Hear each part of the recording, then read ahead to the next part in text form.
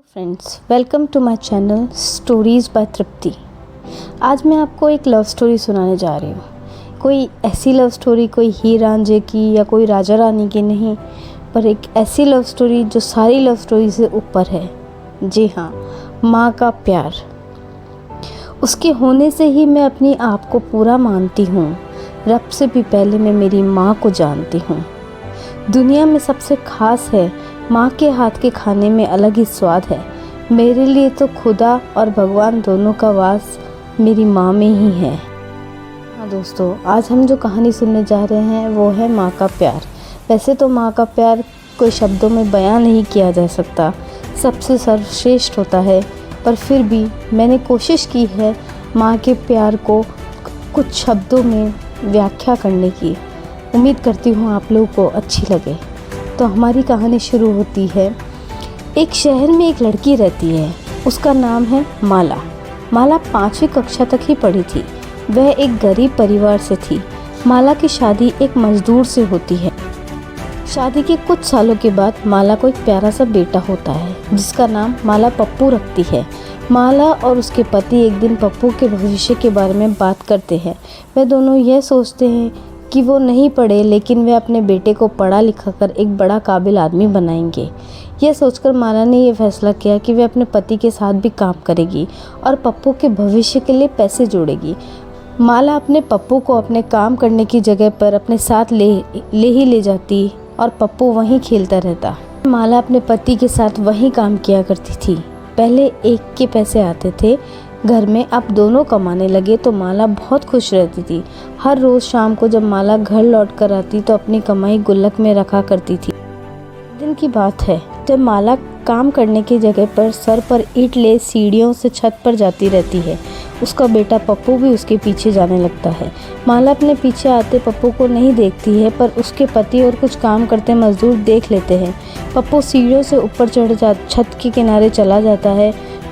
पप्पू को बचाने के लिए माला के पति पप्पू की तरफ भागते हैं, पर पप्पू और माला के पति दोनों खुली छत से नीचे गिर जाते हैं, जिसके बाद माला के पति का देहांत वहीं हो जाता है। पप्पू बच जाता है, पर उसके सर पर लगी चोट के कारण पप्पू को दिखाई देना बंद हो जाता है। पप्पू अंधा हो जाता है। माला अपने पति की मृत्यु और बेटे के अंधे होने के कारण टूट सी जाती है। वह सोचती है कि उसे अपने और अपने पति का सपना भी पूरा करना है। वह एक बार फिर से अपने को मजबूत करती है। तभी अस्पताल में एक मरीज को किडनी की ज़रूरत होती है। वह एक बहुत धनी आदमी होता है। उसके बच्चे बाहर विदेश में रहते हैं। वह बूढ़ा व्यक्ति होता है। उसके साथ परिवार का कोई नहीं, सिर्फ एक नौकर उसके साथ अस्पताल में होता है। माला उस बूढ़े व्यक्ति के पास मिलने जाती है और उससे बात करती है। बाबा, अगर मेरी किडनी आपके शरीर के साथ मैच करेगी तो मैं आपको एक किडनी दे दूंगी, मगर आपको मेरे लिए भी कुछ करना होगा। बूढ़ा व्यक्ति माला को बोलता है, तुम्हें जितने पैसे चाहिए मैं तुम्हें दे दूंगा। माला बोलती है, बाबा मुझे पैसे नहीं, एक वादा चाहिए। और माला अपनी सारी कहानियाँ उसे सुनाती है। माला बोलती है, बाबा मैं एक किडनी आपको और अपनी दोनों आंखें अपने बेटे को देना चाहती हूँ। बूढ़ा व्यक्ति उससे समझ जाता है, अगर तुम दोनों आंखें उसे दे दोगी तो बेटे को बड़ा आदमी बनता कैसे देखोगी। माला बोलती है कि बाबा मैं माँ हूँ ना, उसे अपनी मन की आंखों से देख लूँगी।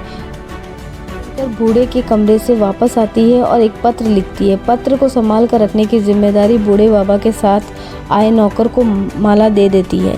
एक किडनी बाबा को और दोनों आंखें अपने बेटे को माला दे देती है। बूढ़ा आदमी अपने साथ माला और पप्पू को घर ले जाता है। वह बहुत बड़े घर में रहता था, जहां नौकर, गाड़ी, सारी सुविधा मौजूद होती है। पप्पू का दाखिला बहुत बड़े स्कूल में करवाया जाता है। पप्पू पढ़ने में काफ़ी तेज और समझदार था। धीरे धीरे पप्पू बड़ा होने लगता है। वह स्कूल जाता है तो उसे वहाँ के बच्चे अंधी का बेटा बोलकर पप्पू को बुलाया करते हैं। पप्पू को हमेशा स्कूल में बच्चे मजाक उड़ाया करते थे। पप्पू अपनी माँ के साथ स्कूल जाना और आना नहीं चाहता था। वह हमेशा अपनी माँ को बोलता था कि तुम गाड़ी भेज दिया करो, खुद मत आया करो, मगर माला पप्पू की बात नहीं मानती। वह रोज़ स्कूल चली जाती। पप्पू अपनी माँ से बिल्कुल भी प्यार नहीं करता था। उसे लगता है कि यह वह औरत है जिसके कारण मुझे स्कूल में मजाक बनाया जाता है। वह अपनी माँ से नफरता को यह बात मालूम होती है कि पप्पू उससे प्यार नहीं करता, पर वह पप्पू को कैसे समझाती कि वह देख नहीं सकती, इसलिए वह रोज़ स्कूल चली आती है। ऐसे में वह कम से कम स्कूल के गेट पर बच्चों की आवाज़ सुन लेती थी और खुश हो जाती थी। वह अपना और अपने पति का सपना पूरा कर रही है। स्कूल के बाद कॉलेज और फिर नौकरी पप्पू को मिल जाती है, जिसके बाद नौकरी पाते ही पप्पू एक नया मकान में रहने चला जाता है, मगर अपनी माँ के बिना। इस बात का पता जब माला को लगता है तो उसका दिल टूट जाता है। वह अपने बेटे से मिलने नए घर सुबह सुबह जाती है, पर पप्पू माला से मिलने से इनकार कर देता है। माला उसके घर से बाहर नौकर की सहायता के बिना ही निकल जाती है, जिसके बाद वह देख नहीं पाने के कारण एक गाड़ी के नीचे आ जाती है। पप्पू जब अपनी गाड़ी में बैठकर दफ्तर जाने को निकलता है तो गेट के पास काफ़ी भीड़ लगी होती है। पप्पू गाड़ी से निकल कर देखने जाता है कि इतनी भीड़ क्यों है, जिसके बाद वह वहाँ पर अपनी माँ को मरा हुआ पाता है। पप्पू की आंखों से आंसू निकलने लगते हैं। अपनी माँ को गोद में जब उठाता है तो उसके हाथ एक पत्र मिलता है, जिससे माला ने पूरी कहानी लिखी होती है। उसके जन्म से पप्पू की पिता की मृत्यु और पप्पू की आंखों के बारे में, बाबा को किडनी देने जा रही हूँ आदि सभी बातें जो आज तक पप्पू नहीं जानता था। जिसके बाद पप्पू बहुत रोया और अपनी माँ से माफ़ी भी नहीं मांग सका। वह अपनी हरकतों पर बहुत पछताता है। तो दोस्तों, इस कहानी से हमें यह शिक्षा मिलती है कि अपने परिवार के सदस्य की स्थिति पर कभी शर्मिंदा नहीं होना चाहिए। माँ और पिताजी का स्थान भगवान से पहले होता है, क्योंकि भगवान को हम न तो देखते हैं ना ही कभी मिलते हैं। इसलिए हमें अपने माँ और पिताजी का स्थान सबसे पहले देना चाहिए। अपनी सभी खुशियों को भूल जाते हैं अपने बच्चों की खुशियों के आगे। माँ पिताजी को कभी नाराज़ मत किया करो। वह जो भी करते हैं हमारे लिए करते हैं, हमारे अच्छे के लिए करते हैं। Hope you like my story. Please like, share, subscribe and comment. और कमेंट करके ज़रूर बताइएगा कि आगे आप कैसे टाइप की स्टोरी सुनना चाहेंगे। ये थी माँ का प्यार। मुझे आपका प्यार देते रहिएगा।